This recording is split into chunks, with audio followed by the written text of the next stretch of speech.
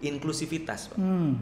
Bagaimana seorang pemimpin itu justru membuka diri, apalagi kita bicara Gen Z, Gen Alpha, apalagi mereka cenderung kepemimpinan sahabat itu memberi tempat bagi suara-suara yang selama ini mungkin tidak terdengar, seperti itu, Pak. Pentecostal Podcast, a podcast from Sekolah Tinggi Teologi Bethel, Indonesia. We're providing you a far-reaching discussion about life from theological perspective to its practical solution. Please enjoy and listen. May the Holy Spirit guide us. E Christ.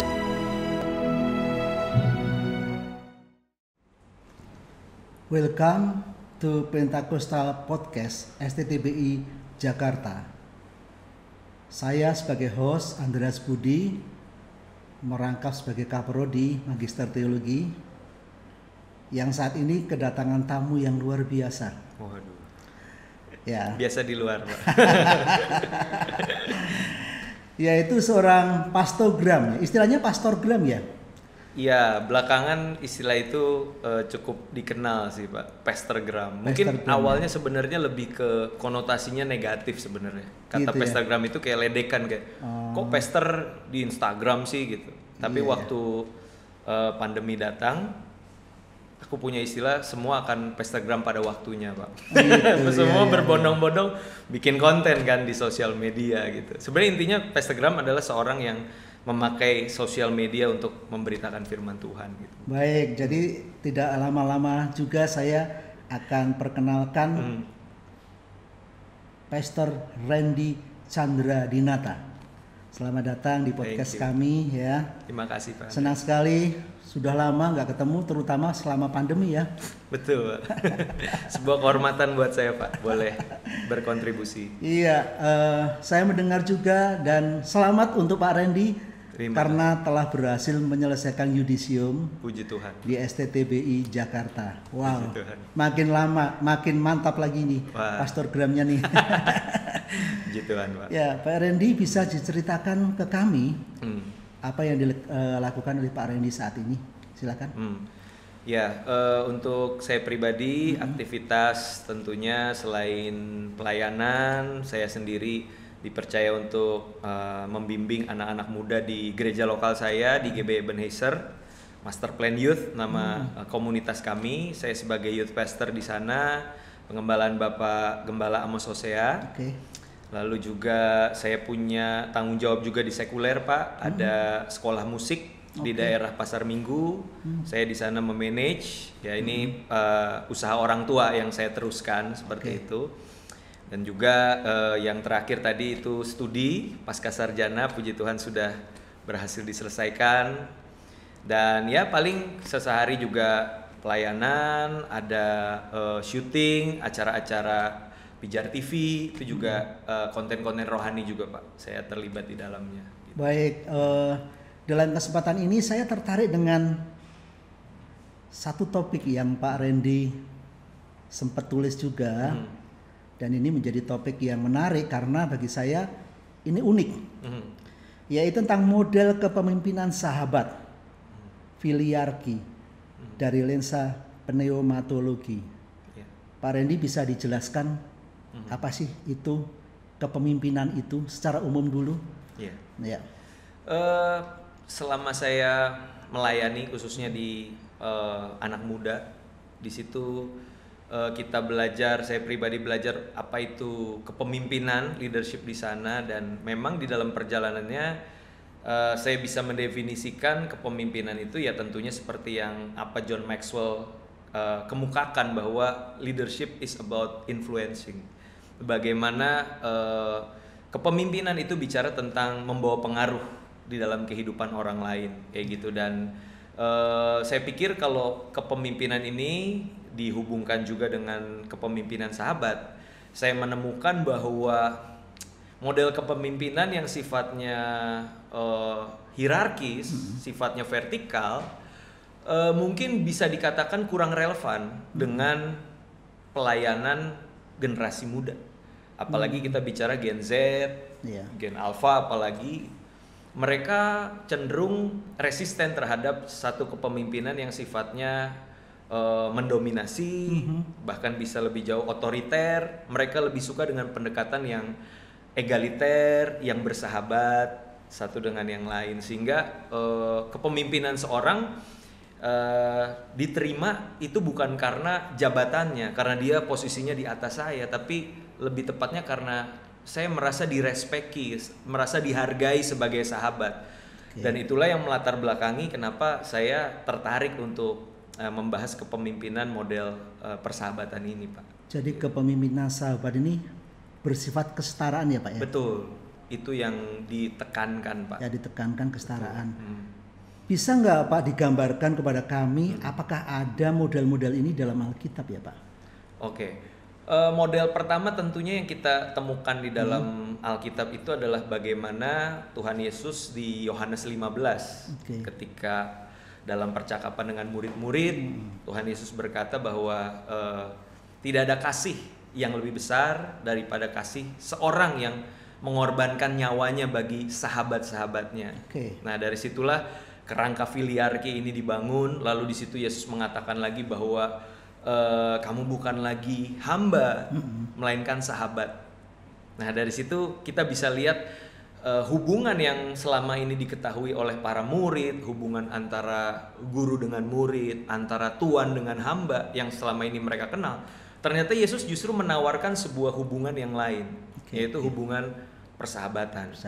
Ya, dari situlah konstruksi kepemimpinan sahabat dibangun, Pak. Gitu. Dan ini yang membedakan kepemimpinan itu dengan kepemimpinan umum ya Pak? Betul, ya, betul. Karena kepemimpinan sahabat, Yesus adalah contohnya itu ya Pak ya? Betul. Aduh, ini menarik sekali karena kalau sudah ngomong Yesus sebagai sampelnya kita nggak bisa ngapa-ngapain. Karena masternya Yesus ya udahlah pasti wah luar biasa ini kalau masternya Yesus ya. Betul. Ya. Ada hal lain Pak yang ditekankan dalam kepemimpinan sahabat ini selain tadi kesetaraan, apakah ada lain? Iya, kepemimpinan sahabat ini kan sesuatu yang baru ya Pak ya, baru dimunculkan, dikonstruksi oleh Prof. Joas Adi Prasetya, kepemimpinan sahabat ini. Nah, selain tadi sifatnya yang egaliter, kepemimpinan sahabat ini juga memiliki corak yaitu inklusivitas, Pak. Bagaimana seorang pemimpin itu justru membuka diri terhadap mereka yang dipimpin, termasuk dengan rekan sejawat, ya, karena yang terjadi memang praktek di lapangan kita menemukan bagaimana orang-orang yang punya kedudukan, memiliki posisi di dalam sebuah kepemimpinan yang sifatnya hierarkis, at the end justru mengeksklusifkan diri. Dan dia menutup ruang terhadap sesama pemimpin maupun yang di bawah, sehingga yang terjadi bisa muncul dominasi, opresi, bahkan lebih jauh lagi yang kita temukan bagaimana pelecehan seksual itu bisa terjadi. Nah, kepemimpinan sahabat ini justru menyoroti akan bahaya eksklusivitas. Maka nilai yang dibangun adalah inklusivitas. Dia belajar untuk mau transparan, membuka diri terhadap sesama rekan, pemimpin maupun juga dengan orang-orang yang dia pimpin, Pak.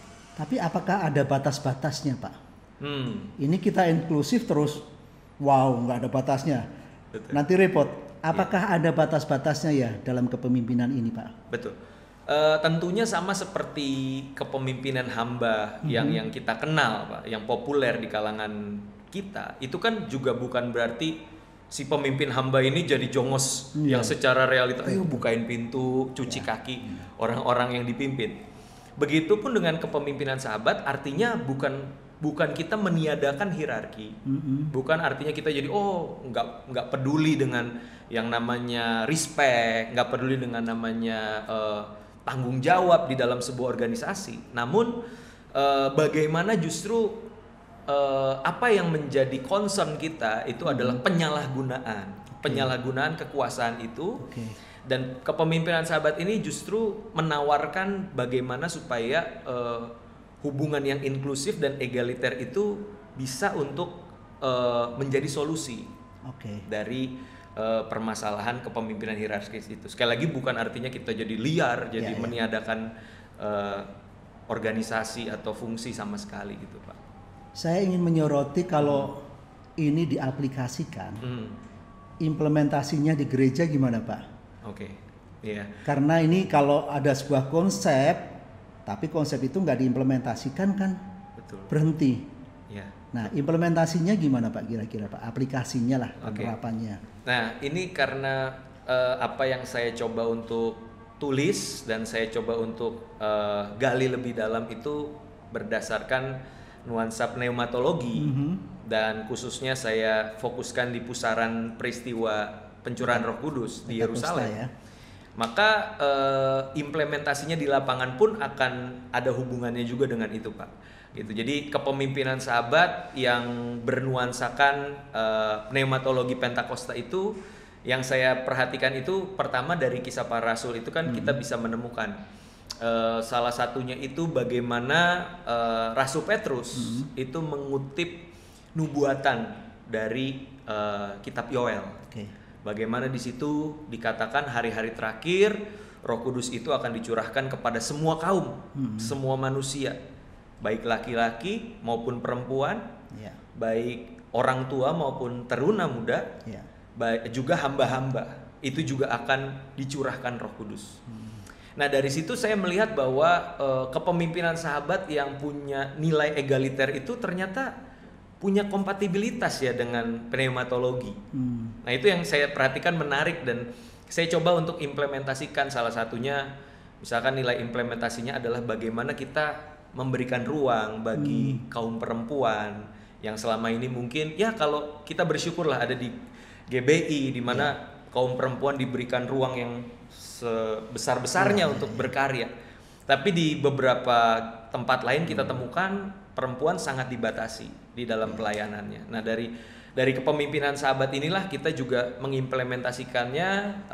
Seorang pemimpin sahabat adalah seorang pemimpin yang memberikan ruang bagi kaum perempuan. Bagi gender wanita ya. Betul. Belum lagi anak muda, Pak, seringkali dipandang sebagai yang muda yang nggak dipercaya gitu kan. Nah, di sini kita belajar untuk anak muda pun punya kesempatan yang sama, diberikan suara untuk ambil bagian. Contohnya seperti itu sih, Pak.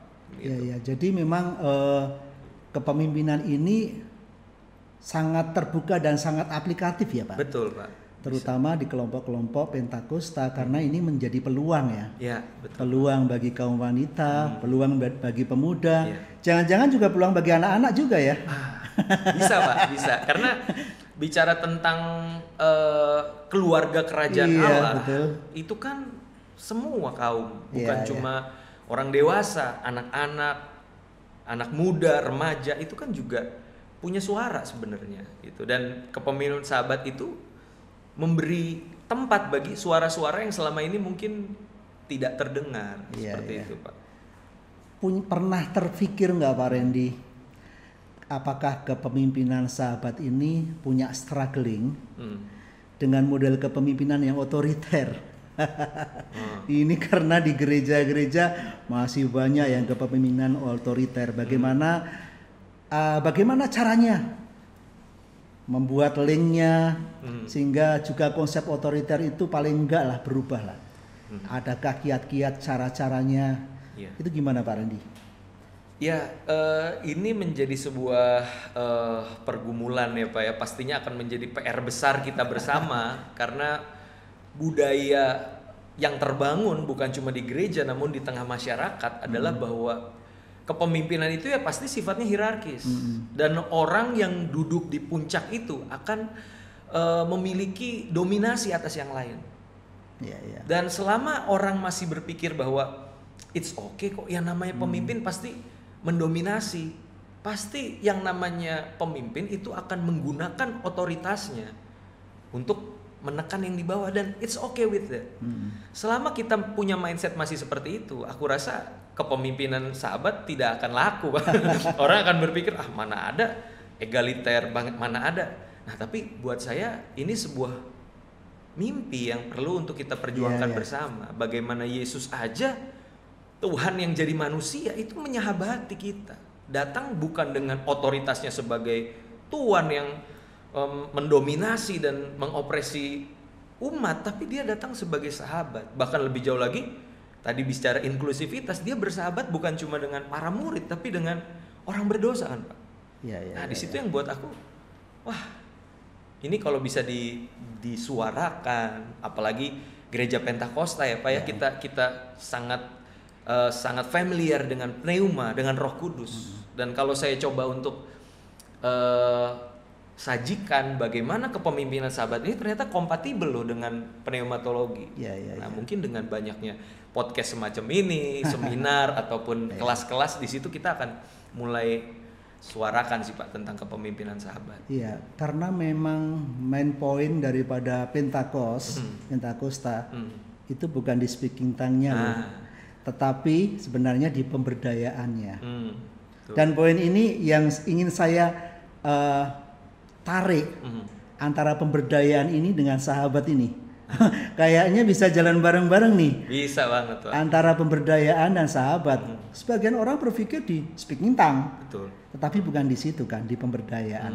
Betul. Nah ini mungkin Pak Randi bisa jelaskan lagi nih ke jalannya bareng-bareng antara pemberdayaan dengan ini sahabat ini, kepemimpinan sahabat ini Pak. Oh ini menarik sih apa yang Bapak angkat nih, sistematika teologi Pentakosta. Saya belajar dari Bapak waktu itu. Jadi memang yang menjadi problem bagi saya adalah bagaimana ketika kisah pencurahan Roh Kudus, ketika rasul-rasul itu dikaruniakan bahasa-bahasa asing, lalu mereka mulai berbicara dengan bahasa-bahasa yang dimengerti oleh orang-orang Yahudi diaspora itu. Saya sempat berpikir bahwa kenapa nggak Tuhan bikin satu bahasa khusus, lalu orang-orang yang berbahasa daerah itulah yang belajar untuk mengerti bahasa eksklusif itu.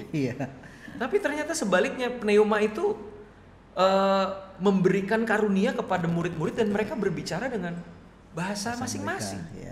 Dan dari situ saya melihat bahwa pneuma ini sebenarnya pada naturnya itu inklusif, Pak. Dan ketika kita malah berfokus kepada inilah menjadi legitimasi dari orang-orang yang berbahasa roh lalu dipenuhi Roh Kudus, kok jadi eksklusif? Lalu orang-orang yang, ya saya juga background Pentakosta Pak, tahu GBI doa pencurahan Roh Kudus 10 hari. Ada orang-orang yang akhirnya merasa tersisihkan. Kok saya belasan tahun encim-encim gitu ya, ikut doa pencurahan Roh Kudus, nggak pernah tuh berbahasa Tuhan pilih kasih dong, Tuhan menyingkirkan saya. Nah dari situ saya mulai melihat bahwa loh, pneuma ini harusnya bergerak menginklusif gitu, merangkul yang lain-lain, bukan justru mengeksklusifkan diri. Nah ketika bicara tentang inklusivitas tadi, saya percaya sinergi, kolaborasi, ya kan? Tadi pemberdayaan itu pasti akan sangat terbuka ruangnya. Namun justru sebaliknya, kalau kita terlalu eksklusif dengan keberadaan kita sebagai kaum yang telah dipenuhi Roh Kudus, maka kita akan sangat jadi berjarak Pak dengan orang-orang di luar sana. Ada satu model kepemimpinan yang dalam Alkitab, yaitu servant leadership. Nah ini sebenarnya apa sih bedanya? Apa kemiripannya antara servant leadership and kepemimpinan sahabat friend leadership? Nah justru yang saya pelajari dari apa yang Prof. Joas Adi Prasetya itu konstruksi adalah bagaimana kepemimpinan gembala atau kepemimpinan hamba atau servant leadership ini punya kecenderungan, punya potensi untuk kembali disusupi oleh kepemimpinan tuan yang sifatnya hierarkis. Bagaimana ketika seseorang itu memposisikan diri sebagai hamba Tuhan, tapi di dalam perjalanannya realitanya dia jadi hamba yang ngebosi, Pak. Karena dia merasa sebagai pemimpin dan akhirnya umat secara nggak sadar pun memposisikan dia yang dikatakan sebagai hamba justru sebagai tuan. Nah inilah yang diistilahkan sebagai dularki atau kepemimpinan hamba yang disusupi oleh kuriarki atau kepemimpinan tuan. Nah dari sinilah maka kepemimpinan sahabat itu dikonstruksi dan dianggap sebagai solusi bagi kepemimpinan hamba yang bisa punya kecenderungan disusupi itu, Pak. seperti itu. Tapi bukan artinya kita meniadakan atau membuang mentah-mentah konsep seorang pemimpin adalah hamba. Namun kita perlu berhati-hati. Jangan sampai kepemimpinan hamba ini justru terus disuarakan. At the end kita nggak sadar bahwa ini tuh udah jadi sebuah kepemimpinan Tuhan yang terselubung. Iya, harusnya kita mengerti hamba yang benar-benar hamba ya. Betul. Hamba yang bisa merangkul ya. Iya, betul. Hamba yang bisa bersahabat. Yes. Ya, itu intinya ya. Betul. Yang kadang-kadang orang yang merasa hamba tetapi dalam tanda petik hanya kata-kata hamba tetapi sebenarnya bos. Betul. Nah, ini menarik nih ya kepemimpinan hamba ini. Memang di kalangan kita Pentakosta kita terbuka banyak tentang apa namanya kesempatan ya, kesempatan untuk menjadi kepemimpinan sahabat ini ya. Ya, dan ini mulai terus dikembangkan dan kita menganggap sama ya, karena posisi antara pria dan wanita, antara orang tua dan antara pemuda ya, bahkan dikatakan di Alkitab antara suku satu dengan suku yang lain itu sama. Betul. Gitu kan intinya kan. Nah, saya tertarik sekali dengan model kepemimpinan sahabat ini karena ini menjadi sebuah solusi ya. Karena banyak sekali kepemimpinan di dunia ini yang nggak seperti ini. Iya nggak Pak? Betul, Pak. Ya, bisa memberikan penekanan-penekanan lain Pak selain dua hal tersebut Pak di dalam kepemimpinan sahabat? Iya.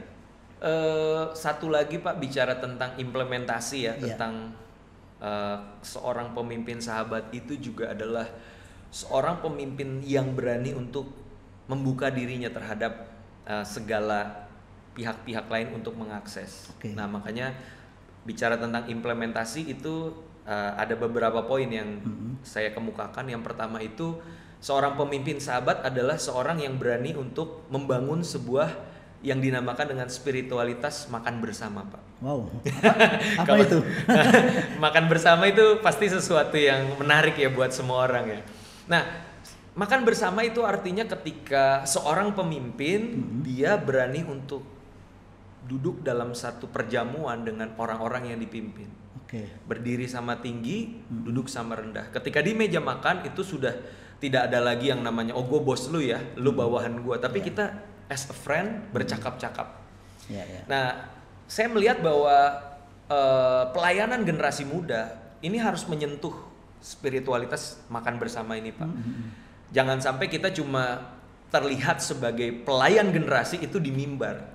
Waktu bubar, waktu selesai ibadah, pemimpinnya nggak jelas kemana pergi, nggak pernah bersentuhan secara langsung dengan orang-orang yang dipimpin. Nah, spiritualitas makan bersama artinya kita menjadikan makan bersama itu juga salah satu ritual yang penting. Selain kita punya ibadah, liturgi, setelah itu kita biasakan kayak misalkan hari Minggu kelar ibadah makan di mana? Yuk kita makan bareng. Nah, itu spiritualitas makan bersama, Pak. Lalu yang kedua juga bicara tentang spiritualitas kerapuhan. Apa itu?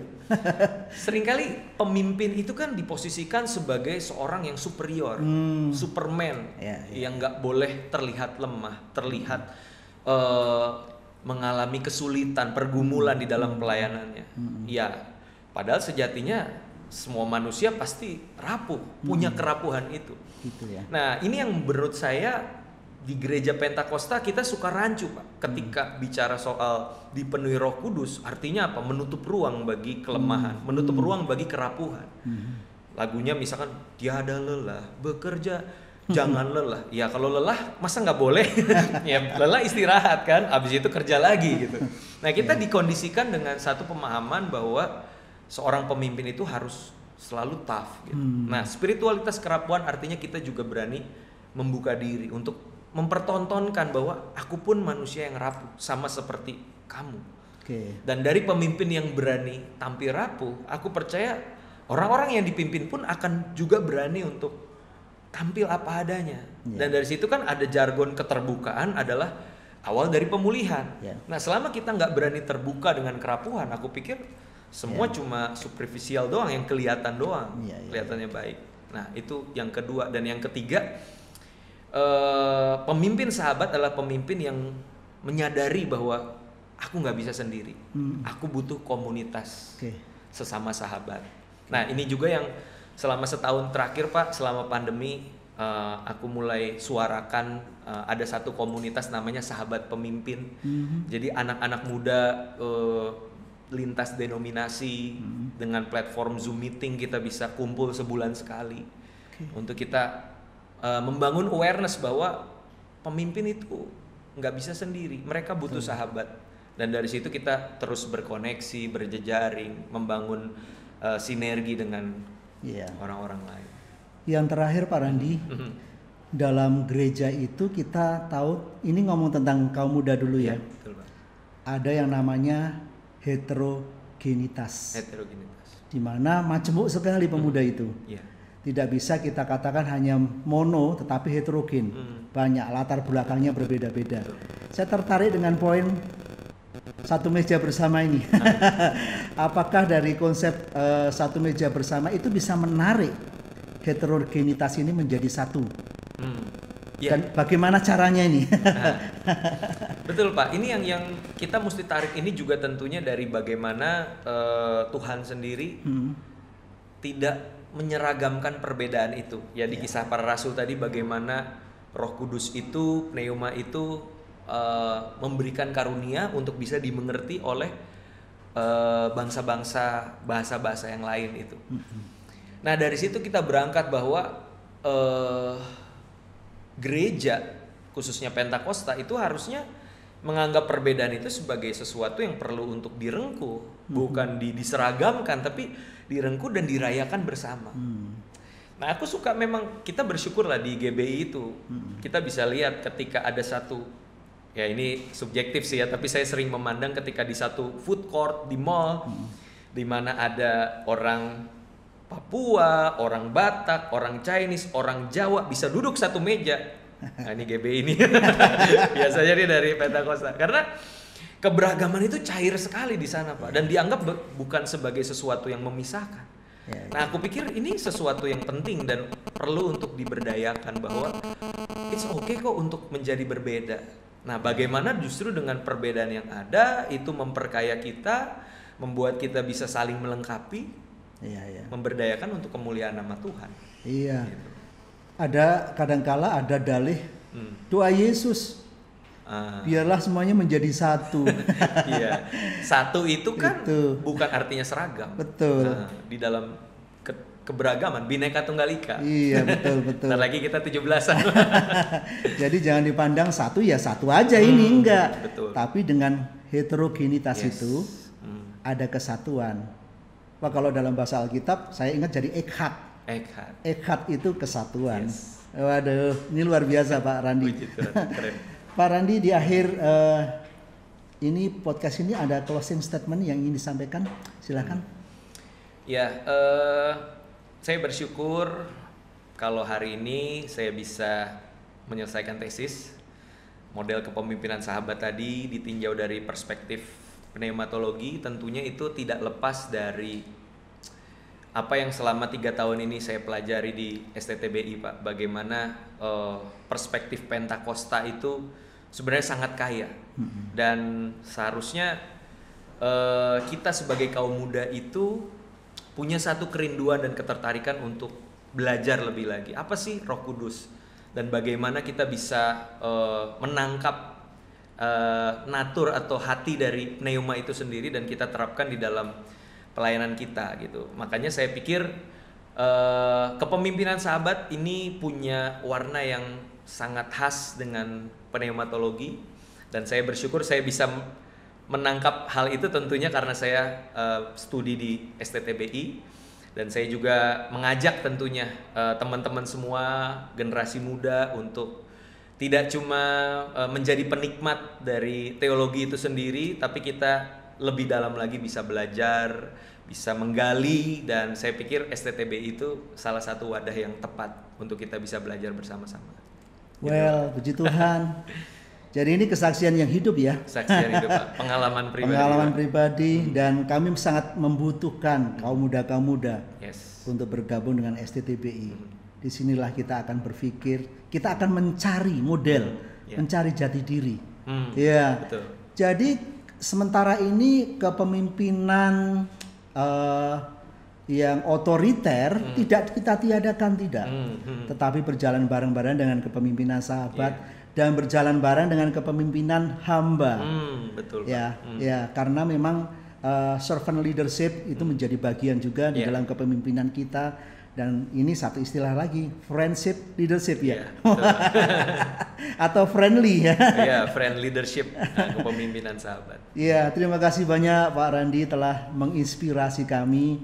Ya, sama-sama Pak. Kiranya Tuhan terus memberkati di dalam pelayanan Bapak. Amin. Dan banyak jiwa-jiwa dimenangkan oleh kegiatan Bapak. Amin. God bless, Tuhan memberkati. Amin. Tuhan berkati juga Pak.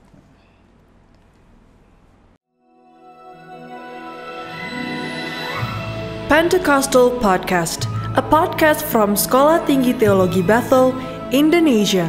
We're providing you a far-reaching discussion about life from theological perspective to its practical solution. Please enjoy and listen. May the Holy Spirit guide us. E Christ.